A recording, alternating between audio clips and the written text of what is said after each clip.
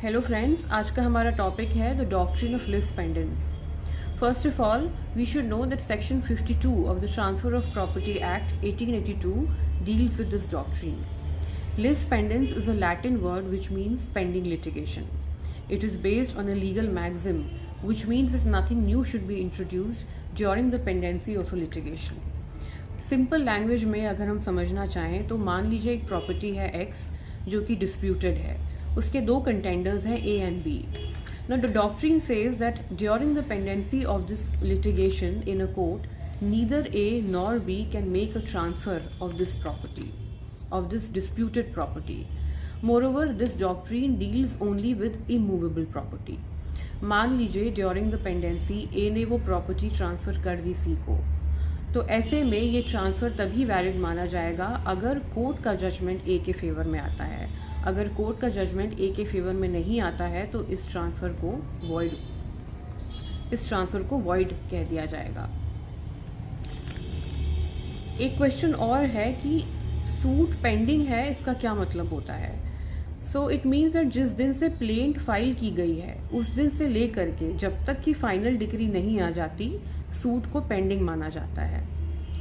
Now let us look at the essentials of the doctrine of lis pendens. Firstly, the suit or the proceeding must be pending, and moreover, the suit must be pending in a court of competent jurisdiction. Secondly, the suit must not be collusive, मतलब कोई pre-arranged plan या कोई conspiracy नहीं होनी चाहिए. The right related to immovable property must be contended. The right to property must be in question. And fifthly, the transfer must affect the other party. इसके दो exceptions हैं, जिसमें पहला ये कहता है that this doctrine does not apply to collusive suits, और दूसरा ये कहता है that this doctrine also does not apply to a suit where the property is unidentifiable. What is the purpose of the doctrine of lis pendens? So firstly, the underlying principle behind the doctrine of lis pendens is to protect the rights of the parties involved in the legal action and prevent the parties from transferring the subject matter of a dispute during the pendency of a suit in a way that might frustrate the final outcome of the litigation. The doctrine is based on the idea that a third party acquiring an interest in the property during the pendency of a suit should be bound by the outcome of that suit.